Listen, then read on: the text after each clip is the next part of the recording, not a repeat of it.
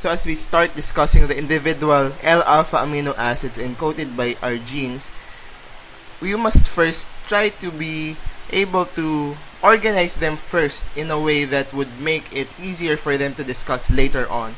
And so the way that books usually classify these 20 amino acids, the way that they are classified or categorized is based on one property: there are groups ability to induce a charge.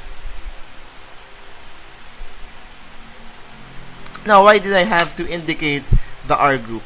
So before we continue with the actual R groups that differentiate the 20 amino acids, I would like to denote again the factor that we're going to use for classification, and that is charge. But before we go to the R groups, even in the constant portion, we actually have two functional groups that both have the capacity to induce a charge. And we will go with a little review. First of all, with Bronsted-Lowry's definition of acids and bases. So Bronsted and Lowry, when you hear this name or combination of names, their definitions of acids and bases would always rely on protons or hydrogen ions, which is basically also protons. When you talk about an acid, based on the Bronsted-Lowry definition, it is a proton donor. And vice versa, when you talk of a base, it should be a proton. If this donates, this one accepts. This one is a proton acceptor. So based on the two functional groups, I'm going to hint you guys that one of these two is an acid functional group and one of these is a basic functional group. But I think it's kind of a no-brainer because you already see here the word acid, which is the name that gives rise to the carboxyl group. So that means that the carboxyl group is actually an acidic functional group. So if it is an acidic functional group, it should be able to donate a proton. And so that is actually this hydrogen here. So if this one releases the hydrogen, it loses a positive charge, so it must be left with, of course, a negative charge. So if we have an acidic functional group, it is given that when it becomes charged, it will be negative. And so in this case, if a basic functional group such as the amino functional group here, now it accepts a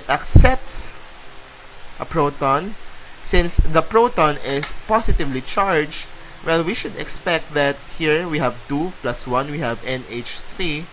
It should now have a positive charge. And so this would give us a notion that if a basic functional group becomes charged, it becomes positively charged.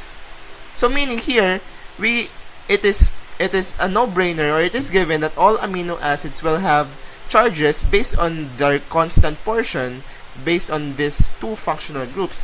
But sometimes an R group of any of these 20 can give a positive charge. Sometimes, some of them give a negative charge, some of them not at all. So those amino acids whose R groups do not really give a charge are known as nonpolar. If they do give a charge, based on what charge they give, since we have already discussed this introduction, if we have an R group which can be negatively charged, since we have here this explanation already, that will give us the term acidic amino acid. And if the R group of an acidic amino acid becomes charged, it is negative. Same way in a basic amino acid, when the R group of the basic amino acid becomes charged, it is positive. Yet there are some amino acids which can be classified as polar, meaning that they are not entirely nonpolar. They could give charges but not entire negative or positive charges. And based on our general chemistry, some chemical bonds can actually give out partial charges instead of entire negative or positive charges. And so, with this introduction said and done, we will now start off with the 20 amino acids. So again, I'm going to draw their R groups only, and I'm going to start off with the nonpolar amino acids. So I'm going to put the title here, nonpolar amino acids, and for purpose of clarity, I'm going to draw the R groups in black. So the first, again, anything beyond this wavy line is the variable region. The constant part of all alpha amino acids, which consists of the H, the alpha carbon, and these two functional groups. So I'm going to draw again the R only. So let's start. So if the R group is only a hydrogen, the name of this guy right here is glycine. And one thing to note about these 20 amino acids is that they have two types of abbreviations. 3-letter abbreviations for glycine, that is GLY, and for lazier people such as me, 1-letter abbreviation is also a possible one, or is also a commonly used abbreviation. And for glycine, that is G. Alright? So this is already assigned. This is constant. Scientists have already given that as constant. Before I would move on to the next amino acid, there is something special about this. I'm going to note any special note in green. So if I'm going to draw the entire structure of glycine, so this is the constant portion, as you may have seen. Now, if we recall, in the constant portion, there is already an initial hydrogen atom here, and if our group is also a hydrogen atom, what happens? What is the consequence? Well, this time the alpha carbon here is not anymore bonded to 4 separate functional groups, because it is now bonded to 3 different ones, and one of those 3 are bonded twice. Alright, because these 2 are the same. So this time the property of optical activity or chirality becomes cancelled out, because the requirement again for chirality is attachment to 4 different substituents. So I would like to mention in this case that glycine, out of the 20 common amino acids, is the only achiral one, or the only one which is not chiral among the 20 amino acids, and that will actually mean something later on. Everything must mean something. Alright, so number 2, if the R group is this one, a methyl group only, just a little more complicated than glycine, that is. This guy is named as alanine. 3 letters ala and 1 letter A. For the third, I'm going to write this beside alanine. Why? Because we have a methyl group again here, but in addition to the methyl group, we have attached an additional benzene ring. Everyone knows this guy, this benzene ring, this Piatos structure. Okay, this is an aromatic structure, of course, as we have already noted from organic chemistry. But for just the discussion of the name, the actual name of the amino acid with this R group is kind of a no-brainer. The name of this guy right here is phenylalanine, simply because it is an alanine with a phenyl group, or a benzene ring. Again, note that phenyl is the name of a benzene ring when it becomes a substituent. So basically, phenylalanine is a phenylated alanine. 3 letters PHE and 1 letter F. Yes. As we go later on, you will see even weirder 1-letter designations. Alright? Actually, this is not as weird, because if you pronounce phenylalanine, it's like phenylalanine. So it's like you start off with the letter F. So it's not that weird, even though there's no F in phenylalanine per se. Now, for the 4th, 5th, and 6th, what's happening to my tongue? For the 4th, 5th, and 6th amino acids, they're kind of similar in structure. I'll draw them in order for you guys to see. So as you could see from these structures, they are all hydrocarbons, they are all alkyl groups, but specifically these ones are usually termed as the branched chain amino acids, simply because they are branched chains, right? So this branch right here, 3 carbons, of course, is the isopropyl group. If you remember your nomenclature, this is the R group of an amino acid named as valine. And well, since the isopropyl group anyway is like a letter V, so the starting letter of the amino acid is also a V. 3 letters VAL, 1 letter V. Now this one, as you would see here, it's just like valine 1, 2, 3, but you just add 1 carbon at the end. Alright. Here I would like to give a designation. So the carbon here directly attached to the wave, I will designate as alpha, and the next carbons after alpha are beta. Alright, so this alpha, beta. Alright, this one, which is valine with just 1 additional carbon on 1 beta carbon, is known as isoleucine.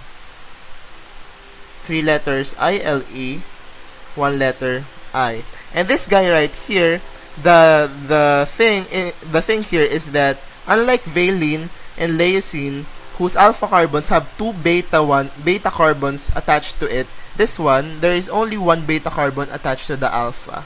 But like isoleucine, this guy right here has 4 carbons also. 1, 2, 3, 4. And isoleucine 1, 2, 3, 4. Valine only has 3. So it's an isomer of isoleucine, a skeletal isomer that is. And the name of this is actually leucine. Alright. 3 letters LEU, 1 letter L. Alright.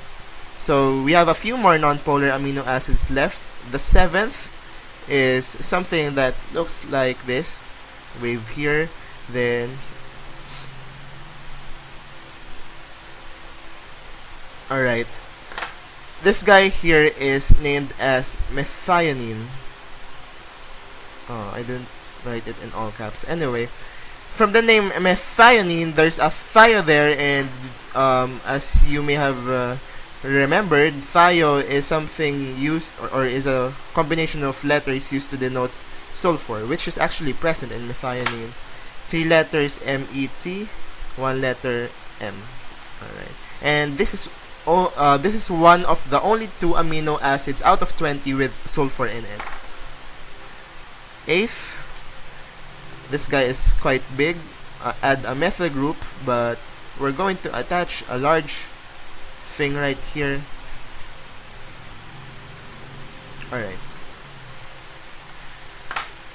So this is kind of similar to phenylalanine. In what way? It has a methyl group right here, but unlike benzene, we have a new ring here, also an aromatic one, and this guy actually has a name. If you think it does not have a name, it has a name. It's the indole ring. Alright, and the indole ring is characteristic of this amino acid named as tryptophan. Alright, TRP. And this is one of the weirder 1-letter abbreviations, W. I don't even know where they got the W from tryptophan, but one thing I would like to note here is because of this indole ring, comparing the aromaticity of these two, because the indole ring is a larger ring system, it has higher aromaticity, and the consequence of that is it becomes even less polar. Alright, based on that definition, we would be able to derive that it's even less soluble in water, or it's even more soluble in lipid. But in any case, since it is like that, actually out of the 20 amino acids, it is the least polar of the 20. Alright, simple as that. And finally, the 9th nonpolar amino acid, and quite frankly, I think the #1 contender for being the weirdest of the 20 amino acids is this one.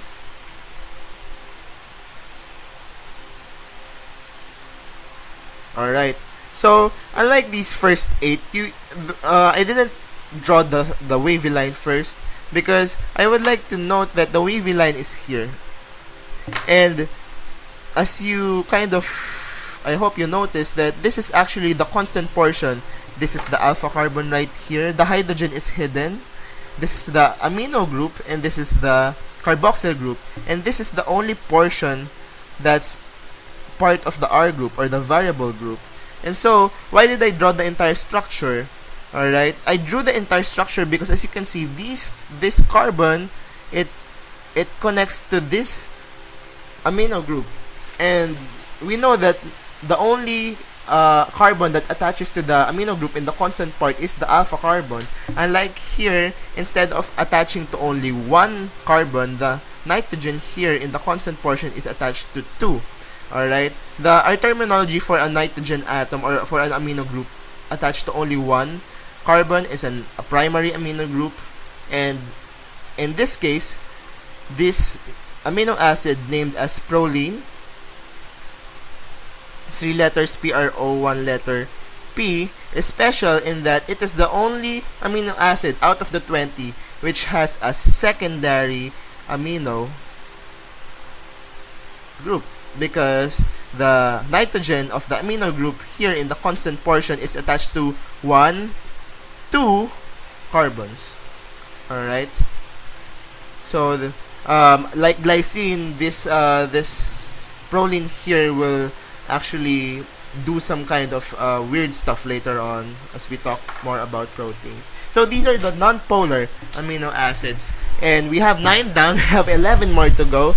So without further ado, we now proceed to the charged ones. So first off, acidic. Alright, acidic. Going to draw a line here because this is the only space needed for this one. So for acidic, the first here is simply this one. Alright, so if you're asking what makes this one an acidic R group, again, this carboxyl group here is an acidic functional group.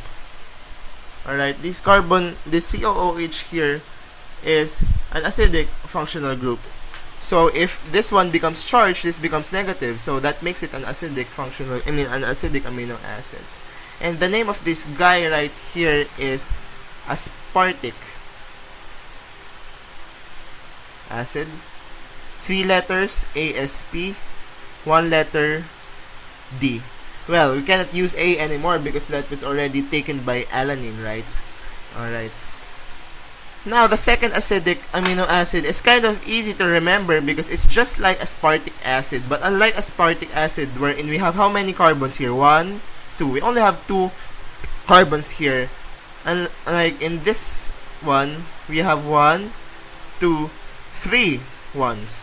Alright? Wherein the COOH is not anymore the second carbon as in aspartic acid, but the third.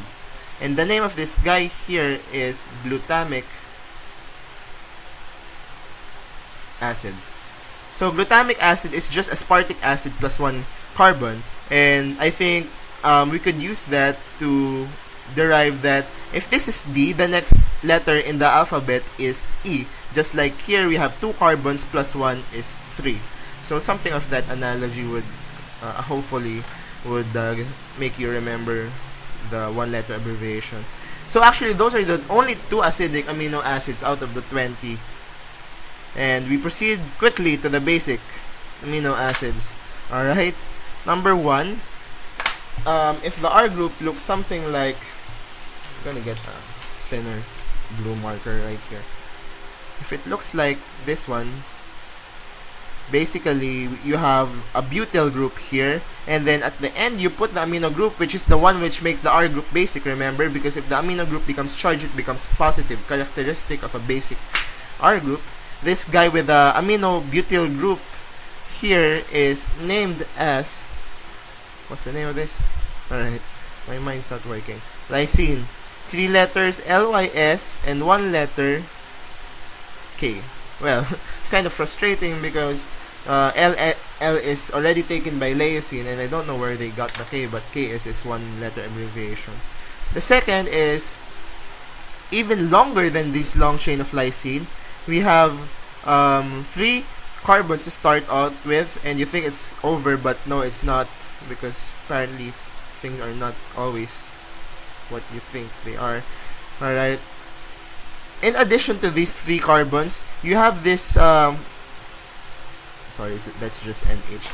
This group right here composed of a carbon holding 3 nitrogen atoms, wherein only one of these is double bonded. This guy right here is known as the guanido group. Guanido group. And the guanido group, like indole and tryptophan and like benzene and phenylalanine, is characteristic of the amino acid arginine. 3 letters, A, R, G, and 1 letter. Well, you cannot use A again anymore, so we use the second letter, which is R, and that's kind of easy because you mentioned arginine is arginine, something like that. Whatever. Now we go for the last basic amino acid. Alright, so this one, start off with a methyl group. Oh, I forgot the wavy lines here. Alright, with a methyl group, then you attach another ring system, just like tryptophan and phenylalanine. Alright, and the name of this guy right here, a 5-ring membered ring system with 2 nitrogens, is no more space. The name of this guy is imidazole, and the imidazole ring is characteristic of the amino acid, basic amino acid histidine, HIS. And since no amino acids took the letter H, this guy's going to get the H. Alright, so we already have 9 non-polar amino acids. We have 5, 14. Now we have 6 remaining, and those are the polar amino acids. Alright, so we have 6 of them again, and the first 2 would be drawn side by side again, and I'm going to show you why. So the first looks something like this: CH2, C, O, and H2. Alright, and the second looks something like this one. What do you see? Here in number 1 of the polar amino acids, I have 2 carbons, and the second carbon ends in CONH2. This CONH2 can be simplified further to CONH2, something like that. And this is actually kind of an analog or a modified version of aspartic acid. The only thing you change here is the OH here becomes NH2. Do you see? CH2, CO, not OH anymore, but NH2. So this is the only thing that differs aspartic acid from this one. And the name of this guy is asparagine. Well, we cannot use anymore ASP because we have ASP and aspartic, so instead we use ASN. Alright. Don't know why they preferred to use N, but probably because of the nitrogen here. And then because you have N here, it's 1 letter abbreviation is N. I don't know, that's another weird thing here. And just like here, since we have here 2 carbons here, and we have here how many? 1, 2, 3. This, do you see? It's just like this. So the same way, I'm going to remove a part of the name glutamic acid and give this guy the name glutamine. It's kind of easy, right? Because it's just like aspartic acid to asparagine, where in glutamic acid, you just remove OH, you replace it with NH2, it becomes glutamine. And just like with aspartic acid, you change the 3rd letter of the 3-letter abbreviation to N. And this one here is another weird 1-letter abbreviation, Q. Alright, so we have the last 4. Alright, hold on guys. So with the last 4, the third is also something that looks like one of the previous amino acids we've had, simply because it's also a product of that amino acid. We have this, and then we have this. What's this again? With a benzene ring? That's phenylalanine, right? But here, this polar amino acid has the R group with an additional OH. And again, if this is the portion, let's get phenylalanine here. Phenylalanine has this portion, right? Phenylalanine, but you have this additional OH group. That's what differentiates this amino acid from phenylalanine. And this guy's name is tyrosine. Alright? Tyrosine. Its 3-letter abbreviation is TYR, and 1 letter is Y because one of the remaining amino acids we haven't discussed took the letter T. Alright, and we're going to end them by drawing them side to side because they're kind of similar to each other. Why? Because first of all, they all start with a methyl group right here, alright, but they differ in the remaining parts. Here I have an OH, here I have, instead of an OH, an SH. So, and here I also have an OH, but in addition to that, I have a methyl group right here. So we start off with this fourth one muna. Alright? So this one has a hydroxyl group attached to a methyl group. The name of this simple amino acid, or the amino acid with the simple R group, is serine. 3 letters SER, 1 letter obviously S. This one, the only difference from serine is the O becomes S. Alright? And it's as if the guy took the S from the name, so it's not serine, it's cysteine. Okay? And I don't know what I just said, but anyway, this is cysteine, 3 letter CYS, and 1 letter C. And I said a while ago that one of the remaining amino acids took the letter T, and this is the last one actually.